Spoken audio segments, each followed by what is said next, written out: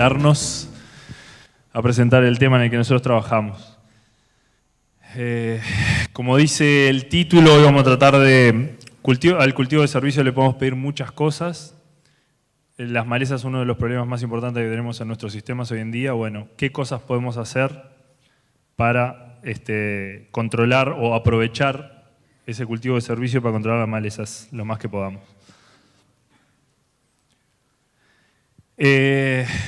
Yo soy medio fanático de ordenar las cosas un poco, así que espero que hayan comido livianito porque tenemos mucha información para repasar. Y si cabecean un poco, cuando se despierten por lo menos ver en dónde andamos. Vamos a hacer una pequeña introducción para contextualizar el mensaje que queremos dar. Tratar de, no sé si contestarla, pero avanzar en esta pregunta. ¿Qué le podemos pedir a los cultivos de servicio en función del control de malezas? Y después vamos a hablar un poco del uso de herbicidas en el cultivo de servicio, tanto sea de manera selectiva dentro del cultivo de servicio para controlar malezas, como algunos nuevos cultivos de servicio que estamos queriendo empezar a usar, y también después hay que desecarlos propiamente para hacer el cultivo de interés. También vamos a hablar un poco de estrategias para desecarlos. Bueno, hace creo que los últimos 2 años o de los últimos 3 años, 2 de esos 3 años, también me han invitado a hablar del control de malezas, que es uno de los problemas capaz que más importante, o uno de los problemas importantes que tenemos. Hablamos mucho de lo que fueron las malezas resistentes, de lo que son las malezas resistentes. Les conté un poco de algunas estrategias químicas que hemos estado trabajando para control específico de determinadas especies, de raigrás, de coniza, de amaranthus, los amaranthus que importamos con resistencia. Y en las charlas espero que les haya quedado el mensaje que, bueno, de la estrategia química es difícil zafar por completo, pero que si no empezamos a cambiar alguna de las cosas que hacemos y seguimos machacando exclusivamente sobre lo químico, en realidad estamos profundizando el agujero en que nos estamos metiendo. Entonces, en ese plan, yo les comentaba que diversificar todo lo que podamos nuestro sistema, sea rotando cultivos, principios activos de herbicida, todo lo que podamos variar es lo que va a ir variando las poblaciones de malezas que evolucionan en nuestros sistemas. Para eso hay que planificar. Es muy difícil lograr un plan a mediano o largo plazo si las decisiones las tomamos cada 6 meses y no tenemos un plan un poco más largo. Y les decía que, bueno, para eso es fundamental volver a confiar en el asesoramiento técnico, que un poco los sistemas se han simplificado mucho y de alguna manera dejamos de ser agrónomos. Volver a algunas cosas, en el caso de malezas es concreto, ¿no? El problema que estamos teniendo hoy en día, no hay una solución nueva tecnológica fácil, sino que estamos volviendo a herbicidas viejos, volviendo a reconocer malezas, a planificar, a ver la actividad de herbicidas en suelo, muchas cosas que antes se hacían y después las dejamos de hacer. Y también les mencionaba que la cobertura invernal estaba llamada, a ser clave en los sistemas.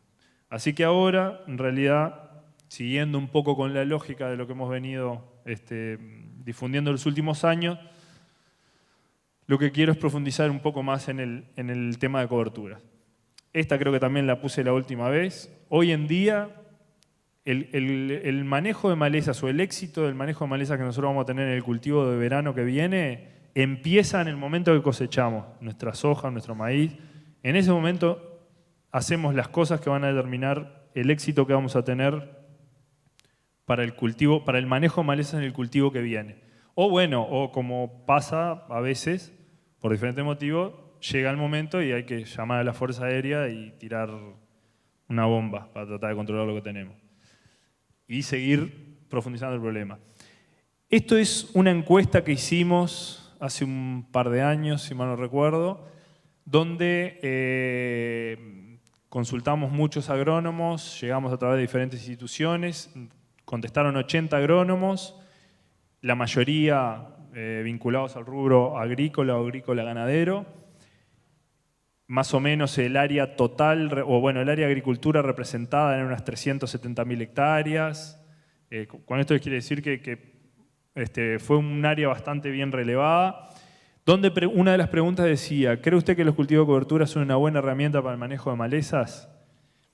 El 96% dijo que sí. Y creo que había no lo tiene claro, chiquito ahí. Uno revisa la literatura y casi cualquier trabajo que encuentra de cultivo de cobertura le va a decir que en este rango andan la mayoría, entre 60 y 90, hay alguno un poquito más bajo, pero entre 60% y 90% de reducción de la maleza se logra tan solo por colocar el cultivo de servicio, el cultivo de cobertura, el puente verde. Ahora, ¿es tan fácil como eso? No, no es tan fácil. Si uno tiene el objetivo de controlar malezas, hay determinadas cosas que tiene que tener claras. Entonces, ahora lo que vamos a conversar un poco es cuáles son esas cositas que podemos tunear un poco para maximizar el efecto de los cultivos de cobertura en el control de maleza.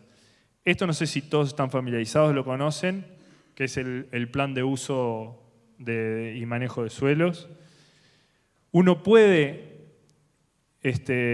introducir su rotación acá y puede cumplir con el plan y no necesariamente está siendo exitoso en el control de malezas. Eso es lo primero que yo quería tirar sobre la mesa hoy.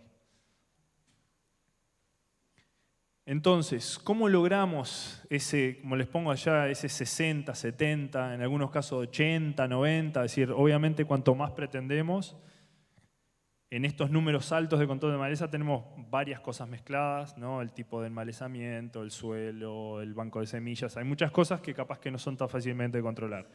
Otras sí. Entonces, estos números se los pongo más chicos porque ahí empiezan a jugar otras cosas.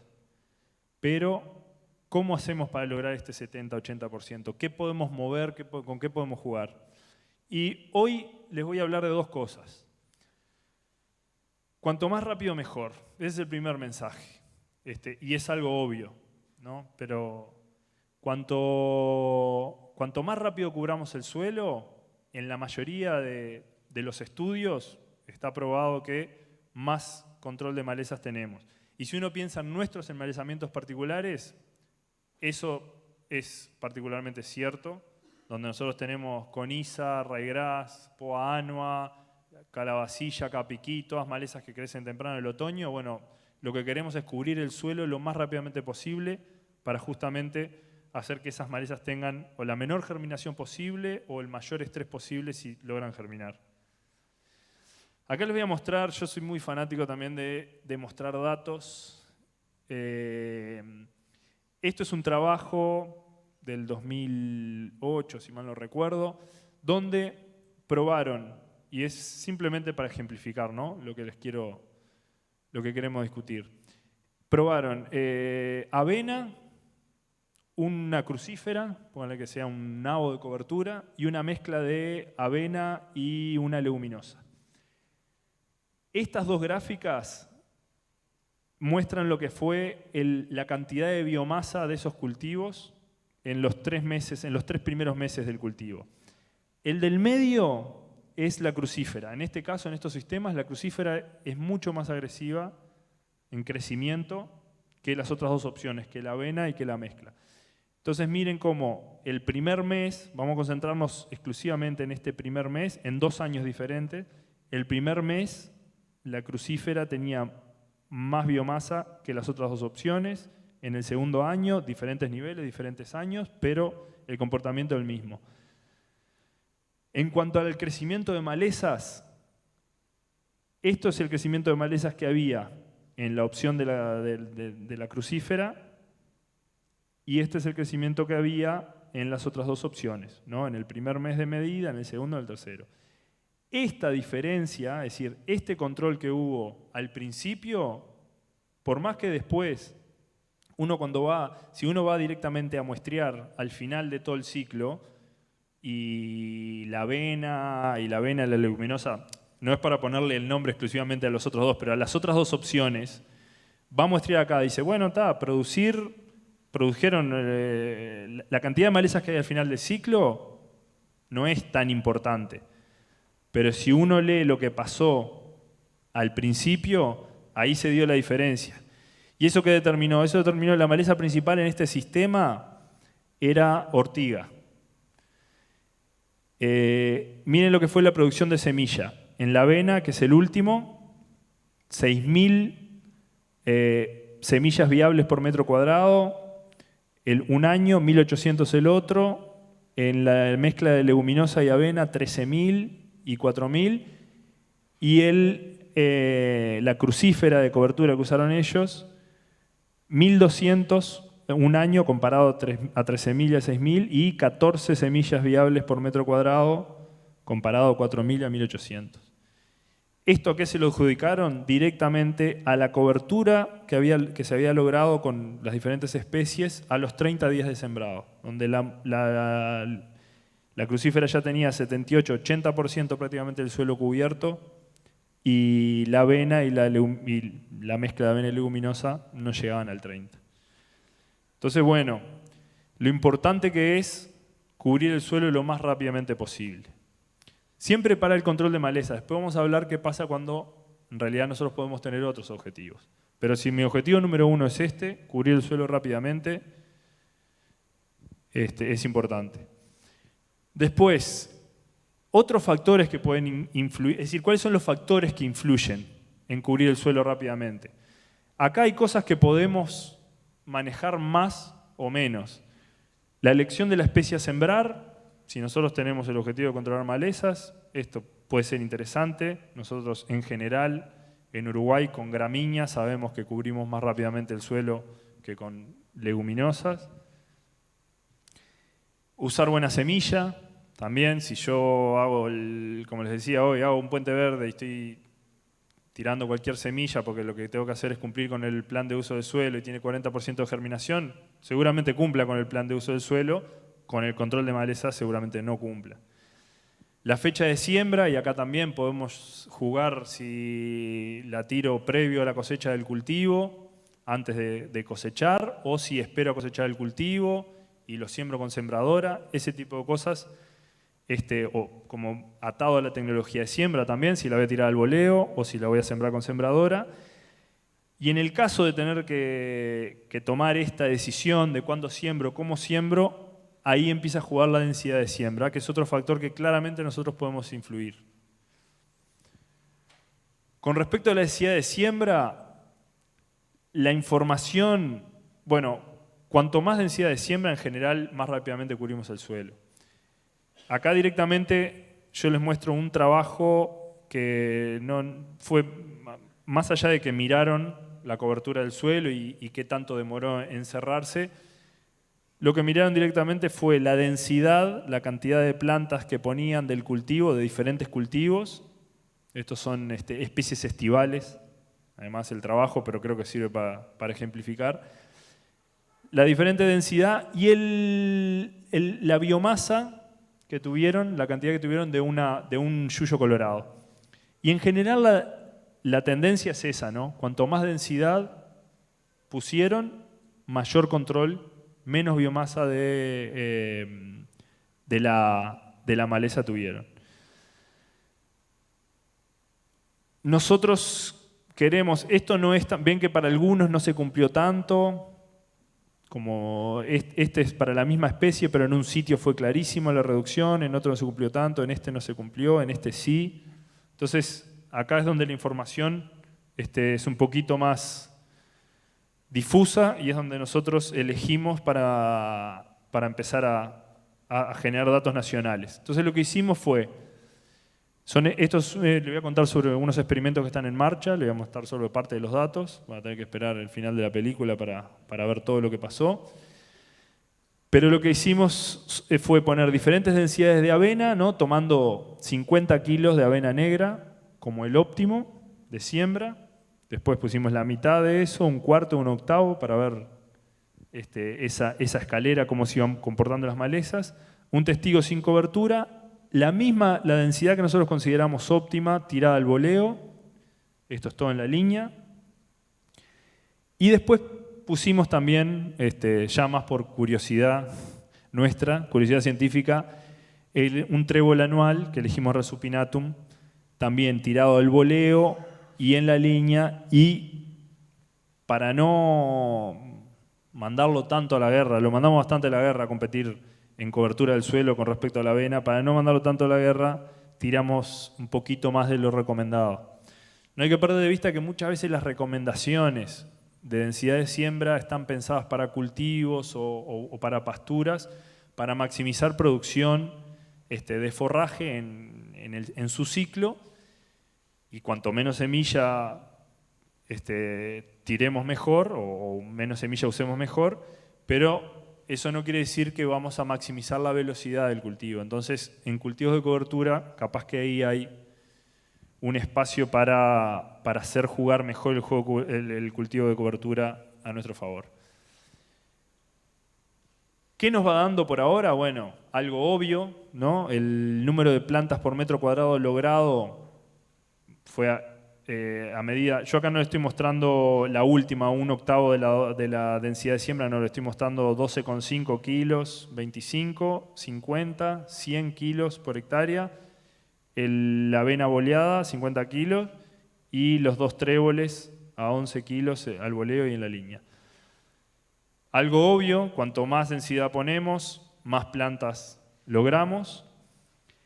Y la diferencia entre ponerla en la línea y tirarla al boleo, ¿no? Los mismos kilos en la línea y al boleo, de arranque, por lo menos, bueno, de arranque no, el número de plantas logrados siempre es mayor en la línea, se mejora el contacto suelo, se mejora la germinación y tenemos más plantas.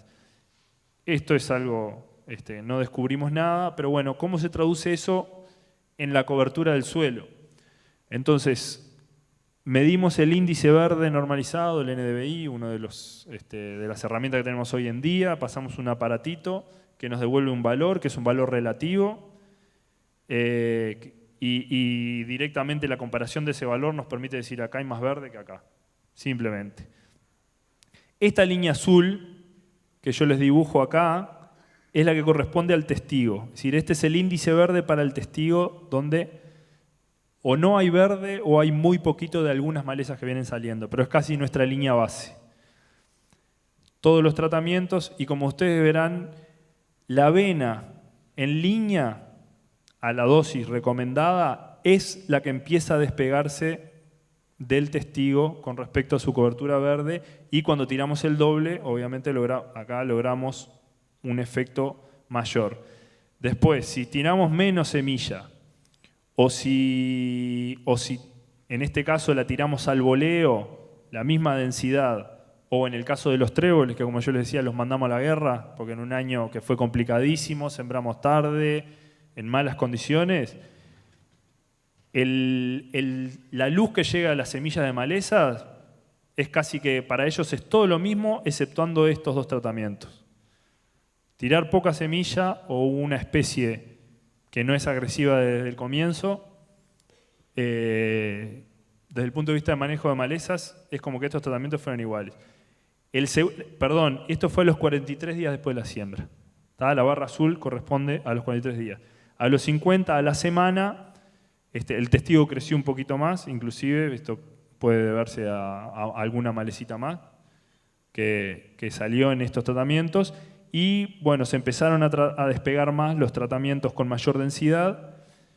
El de la media densidad empezó también como a querer despegarse un poquito más del testigo, pero ven que hay una diferencia importante con la velocidad inicial que podemos lograr respetando la densidad de siembra, o si tenemos duda, subirla un poco más para cubrir el suelo lo más rápidamente posible. Esto es un poco la foto de los 40 días. Este es el testigo sin cobertura, con alguna planta de ryegrass en un sitio. Un cuarto de la dosis en la línea, de la dosis de la densidad de siembra, la mitad de la densidad de siembra óptima, el voleo, es decir, la densidad de siembra óptima pero tirada al voleo, y el doble de la densidad. Creo que esto describe bastante bien lo que vimos, lo que está pasando, y si todo sigue en el mismo transcurso, cuando yo le muestre los datos del año que viene, la diferencia de la cantidad de malezas que va a haber va a ser evidente. Bueno, yo ahí les conté un par de cositas nomás, así que cuanto más rápido mejor, y una de las cosas claras que podemos hacer para afectar esa rapidez es la densidad de siembra. Eso como regla general para ver cómo le sacamos el mayor jugo posible a los cultivos de servicio para el control de malezas. Ahora, no solo eso podemos pretender, y no estaría bien que pretendamos solo eso. Los cultivos de servicio hoy están llamados en nuestro sistema para realmente ayudarnos a mejorarlos y en algunos casos a recuperarlos. Podemos pedirles muchas cosas.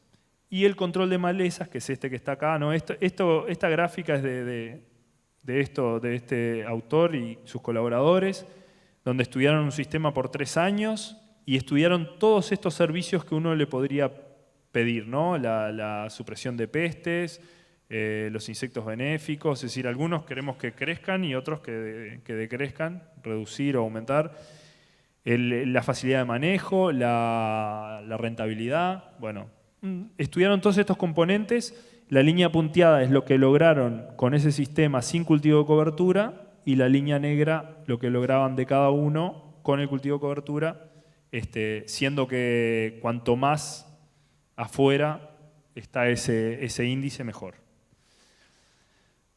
Y como les decía, podemos pretender varias cosas de ellos y no vamos a pretender que siempre sea el control de malezas su principal o su único objetivo.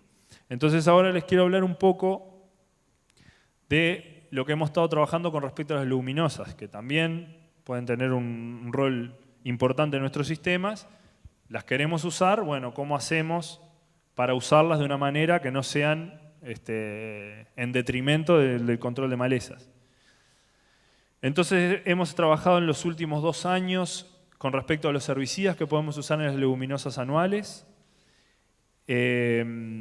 Y sobre todo pensando, bueno, como les decía, cuando se selecciona una cobertura cuyo principal objetivo no es el control de malezas, sino que tengo otros objetivos, pero bueno, ¿cómo puedo apoyar esta cobertura para que las malezas no logren un buen control? Cuando no logro una buena implantación, que nos pasa seguido también, por X motivo, o cuando tengo problemas de manejo de malezas resistentes y el manejo en invierno es fundamental para no tener que llegar a la primavera o al barbecho de verano con una situación muy complicada que va a demandar mucha plata y muchos herbicidas, muchos agroquímicos al ambiente. Estos fueron los experimentos que hicimos en trébol resupinatum, trébol persa, alejandrino, vesiculoso y algún otro, pero les voy a mostrar rápidamente los primeros resultados que tenemos en estos tréboles. Lo hicimos durante 2 años. El 2015, no sé si recordarán, pero fue un año muy seco, entonces la fitotoxicidad, es decir, qué tanto daño le hicimos a las especies con los herbicidas no se expresó bien, así que elegí mostrarles 2016, que es cuando tuvimos un año bueno, un otoño bueno con mucha agua y donde las especies sintieron mucho más el efecto de los herbicidas, es decir, el peor de los casos, el peor de los escenarios. Medimos varias cosas, pero yo les voy a mostrar directamente lo que vimos de fitotoxicidad y la biomasa final a la que llegaron esos cultivos. Bueno, los enmalezamientos, coniza, capiquiga, mochaeta, moco de oveja. Había bastante sanguinaria en esta chacra también, pero digo, clásicos.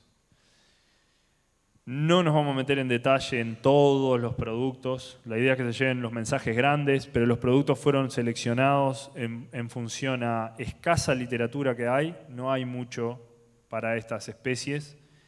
Y bueno, y en base a nuestra experiencia de lo que creíamos que podía funcionar, donde había algo más de literatura, ya aprovechamos, hicimos alguna mezcla más para ver si ampliamos el espectro de malezas que podemos controlar en estos cultivos. Les voy a explicar un poco la primera y vamos a pasar más rápida por las otras. Esto es, para trébol persa, esta línea es lo que produjo de biomasa, pero se lo voy a mostrar ahora después, y ahora lo que están viendo es la fitotoxicidad evaluada en porcentaje con respecto al testigo sin aplicación. Entonces, nosotros veíamos el testigo sin aplicación, que obviamente no tiene un daño, es 0% de daño, y íbamos a los 10 días de aplicado los tratamientos y le dábamos un score en porcentaje de daño con respecto al testigo de todos los tratamientos. El análisis que nosotros hacemos para terminar recomendando un producto se basa en el daño que tuvo inicial a los 10 días, en la recuperación, es decir, a los 40 días si se recuperó o no, y en la biomasa final que tuvo el cultivo. Ahí hacemos un análisis vamos a decir, de diferente peso que han tenido esas variables y también, de alguna manera, la consistencia que tuvo el efecto del herbicida. Queremos ver estas barritas chicas. Una barra grande quiere decir que en algunas parcelas anduvo bien o tuvo mucho daño o no. Entonces, no queremos ver estas barras grandes y después queremos una alta producción y estos puntitos lo más bajo posible. Sirve para, en particular el Resuspinatum, el persa, me va a servir para ejemplificar bien lo que hablábamos de lo que le pedimos al control, al cultivo de servicio. ¿Por qué? Porque tuvimos problema con la semilla de este experimento. Tenía una germinación muy baja y logramos una población baja de plantas. Eso quiere decir que en el testigo, esta producción, que en verde es la producción del cultivo de servicio, del trébol persa, no logramos todo lo que podíamos haber logrado si el cultivo hubiera sido mejor, ¿no? Anduvimos en los 3.000 kilos, pero un cultivo bien hecho de este trébol estamos acostumbrados a ver 4, 5, 6.000 kilos. Y esta es la cantidad de malezas que había, es decir, de 3.000 y pocos kilos, 3.100 kilos que logramos de cultivo, prácticamente 1.000 kilos lograron producir las malezas. Cuando vemos los tratamientos que anduvieron, en definitiva, por la selección esa que yo les decía, de lo que vimos de daño, de lo que produjo y de lo que controló las malezas, aunque esto en realidad, si bien lo evaluamos, no siempre, capaz que el malezamiento que tenemos no era el más adecuado con estos herbicidas, pero bueno, son los tratamientos que tenemos. En ese análisis vemos que el Preside, ¿no? O Flumetsulam, es un herbicida que podemos usar, y el Boidal o Diflufenican, que es un herbicida que no estamos muy acostumbrados a usarlos en pastura, aunque nosotros lo hemos estado promoviendo en los últimos años, también lo podemos usar. Vieron que los niveles de producción del cultivo son altos, el Diflufenican capaz que no tiene un buen espectro, por sí solo no tiene un buen espectro de control de malezas, entonces por eso en realidad, si bien no dañamos el cultivo y el cultivo tuvo su máxima producción, tampoco logramos controlar mucho las malezas. Donde mezclamos el Preside y el Boidal, logramos una buena producción con daño absorbible, aceptable, y reducir lo suficiente la cantidad de malezas. Esto es lo que queremos pedirle al herbicida. Queremos pedirle que de 3.000 kilos, en casos donde necesitemos, ¿no? De 3.000 kilos que yo produje de trébol y casi 1.000 de malezas, que esto representa un tercio prácticamente de la producción del trébol, pasemos a un décimo. Es decir, produjo mucho más el cultivo y las malezas mucho menos. ¿Tá? En el caso, este es un caso claro de lo que yo les decía, de que a veces por una mala implantación, un cultivo lento, bueno, al herbicida le pedimos este empujoncito. En alejandrino, ya les muestro todo medio juntos, ahora que más o menos les expliqué la primera, también el Preside y el Boidal fueron los que tuvieron la mejor relación de productividad y fitotoxicidad. La mezcla también anduvo bien, y el Benseguid, que si bien terminó produciendo bastante, al final del ciclo, las evaluaciones de fitotoxicidad fueron un poco altas, así que lo dejamos. Esto es un claro caso que necesitamos más datos para poder terminar recomendándolo. Pero vemos que el testigo, por sí solo, de un buen cultivo que rindió 5.500 kilos de forraje, por sí solo controló muy bien las malezas. Y casi que cualquier otro tratamiento de herbicidas exitoso que hicimos, acompañado de la buena performance del cultivo, nos dejaba prácticamente sin malezas en esas parcelas. En el vesiculosum pasó algo similar, el preside y el boidal, recomendable, y acá con cuidado empezamos a poder incorporar el MCPA, que es muy similar a lo que es un 2,4-D, por ejemplo, en su espectro de acción de malezas.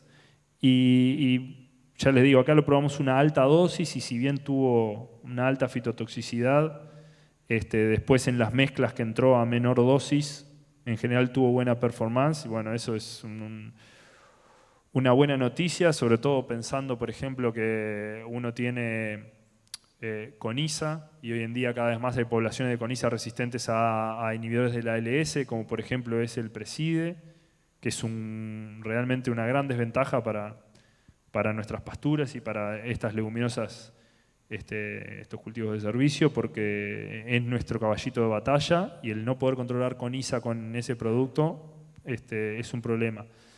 Y bueno, donde entra un producto como el MCPA, empiezan a ser ventajas realmente atractivas. Después probamos otras especies que yo no les voy a mostrar los datos hoy, pero probamos en trébol subterráneo, también preside, MCPA y boidal, se comportaron como prometedores. En el nabo de cobertura, el Lontrel, el Lexus y el Tordón, con bastante buena selectividad. Y el Bumble se los pongo entre comillas porque si bien en algunos casos está recomendado en la literatura y nosotros en realidad no vimos, la fitotoxicidad parecía aceptable, pero hay que tener cuidado, de esos productos hay que tener cuidado. Aparte afectó mucho el desarrollo de la raíz y si uno hace un nado de cobertura justamente, uno de los objetivos es la descompactación del suelo y no tiene sentido comprometer el desarrollo de la raíz. Y en vicia es donde estamos más flacos, el diflufenicán se puede usar y estos quedaron en el límite ahí, pero sinceramente desde el punto de vista del uso de herbicidas estamos todavía con un vacío ahí. Así que hasta ahí lo que hemos trabajado en selectividad para estas nuevas, ¿no? Acá no les estoy hablando de avena y de gramíneas y cosas que estamos acostumbrados a usar, más bien estas nuevas opciones de las cuales no tenemos mucha información. ¿Cómo andamos de tiempo? 2 minutos. Desecación. Hicimos, cuando uno llega, una de las cosas que nos ponen nerviosos es cuando yo llego a septiembre, octubre y el trébol me da por encima de la rodilla, ¿cómo hago para matarlo? Siendo que nosotros ya venimos tradicionalmente con problemas para matar nuestras praderas. Entonces hicimos estos tratamientos, que es glifosato y 2,4-D, glifosato y clorimurón, el glifosato y a los 20 días paraquat, gramoxón en doble golpe, y el glifosato y percutor en el caso del momento 1. Lo aplicamos en 3 momentos. Temprano, momento 1, que ahora van a ver qué es temprano. En el caso del momento 2 se repiten todos los tratamientos, pero como el percutor requiere 30 días, es un producto de Bayer que es un inhibidor de la ALS, requiere 30 días para la siembra de soja, en el tratamiento, en el momento 2 y en el momento 3, que lo pegamos más a la siembra, usamos Pixaro, que es un producto que entiendo que todavía, no sé si la gente de Rutilana anda acá, lo pueden preguntar, entiendo que todavía no está registrado, pero lo van a registrar en breve. Y no tiene restricciones, es una mezcla de hormonales. ¿Me sacaste, Lizzy? Bueno, les voy contando. Más o menos, el momento, ahora les voy a mostrar la desecación, también lo hicimos en diferentes tréboles, pero les voy a mostrar en Resupinatum de nuevo, que es en el que estamos juntando más información. Los tréboles tenían 2.500 kilos más o menos en el primer momento, 4.000 en el segundo y 4.000 largos, 5.000, más de 5.000 en el tercer momento. En el primer momento no estaban florecidos, no se veían casi flores. En el segundo momento había del orden de las 500, 600 flores por metro cuadrado, es decir, ya había empezado a florecer bastante, y en el tercer momento, ya casi que entregándose el cultivo, tenía unas 1.700 flores por metro cuadrado. Capaz que el número no les dice nada, pero es para que ustedes vean el porcentaje de floración y un poco el avance, el desarrollo del cultivo. Les muestro una gráfica y van a ver diferentes líneas de cada uno de los productos, el control que logramos. Las líneas más largas obviamente van a corresponder a los tratamientos que se hicieron en el momento 1, por eso tenemos una evaluación más larga. Las líneas más cortitas a los que evaluamos a partir del momento 2 y las otras a partir del momento 3. Les voy a ir contando lo que pasó. Una de las cosas que sacamos en claro es que si vamos muy temprano a matarlo, es complicado casi que con cualquier tratamiento. Con 2.000, 2.500 kilos, cuando el trébol todavía está lejos de terminar su desarrollo, es muy difícil matarlo con una aplicación de herbicida. Y con el doble golpe también tuvimos rebrote. Por suerte, no vamos a querer matarlo con 2.500. Vamos a querer matarlo con 4.000 o 5.000. La buena noticia es que cuando está más avanzado en el desarrollo, parece que es más susceptible, probablemente sea, porque la planta está más cerca de terminar su desarrollo, entonces es como que la empujamos al final de su ciclo. Y con respecto a los herbicidas que probamos, una de las cosas interesantes es que la mezcla de glifosato y 2,4-D nos cantó el famoso antagonismo que siempre nosotros lo hemos manejado, porque hay datos acerca de eso. El glifosato y el 2,4-D muchas veces antagonizan. No estoy hablando de la mezcla de tanque, que más o menos ya lo hemos superado con formulaciones, pero en cuanto al efecto en la fisiología de la planta, sí se nota un retroceso. Eso lo dejábamos, ¿cómo decirlo? Lo ignorábamos un poco porque hoy en día necesitamos muchas veces la mezcla. Solo con glifosato no lo logramos, entonces igual absorbíamos un poco de ese antagonismo para poder mezclar los productos y controlar otros problemas. Pero el glifosato y el mezcla con 2,4-D para el control de estos tréboles realmente fue el tratamiento que anduvo peor. Anduvo mejor el glifosato solo. Ahí andamos. Bueno, esto es las características que les contaba, 2.700, 4.200, 4.400, el otro 2.600, 4.300, 5.000. Uno sin flores, bueno, alturas. Esto era el momento 1, el momento 2 y el momento 3 donde ya las plantas empezaban a entregarse. Y esto son las líneas que yo les decía, este es el glifosato del 2,4-D, lo aplicamos temprano y tuvimos más o menos un 60% de control hasta el final. El glifosato solo anduvo por arriba y para hacerles la historia más corta, el glifosato y el clorimurón siendo un producto que acompañando el glifosato para el control de trébol persa anduvo bastante bien. El doble golpe, también obviamente le aplicamos el glifosato, cuando le aplicamos el paraquat lo desecamos casi enseguida, pero cuando uno lo hace muy temprano, hasta inclusive llegamos a tener rebrote acá, por eso que los controles no llegaban al 90% en el caso del doble golpe. Cuando agregamos los segundos tratamientos, vemos eso que yo les decía, todos los tratamientos anduvieron mejor, es decir, este ángulo de estas líneas que nos hacen ver como que los tratamientos se estacionaron, acá no se ven tan claramente, subieron los controles, la planta estaba como más propensa a morirse, el 2,4-D se quedó abajo, los otros tratamientos, el glifosato y el Pixaro, que yo les decía es una mezcla de hormonales, no se vio el antagonismo que vemos con el 2,4-D, anduvo muy parecido al glifosato, y el clorimurón anduvo acá sí, con el doble golpe, cuando la planta está ya con determinado desarrollo fisiológico, con el doble golpe la controlamos, la desecamos muy bien. Y después en el tercer momento, casi que con cualquier herbicida. Pero bueno, evidentemente esto lo hacemos por razones experimentales, nadie va a pretender que vayan a sembrar, a matar el 10 de noviembre el cultivo cobertura. En resumen, lograr una buena cobertura, como yo ya les he dicho, es el mejor herbicida.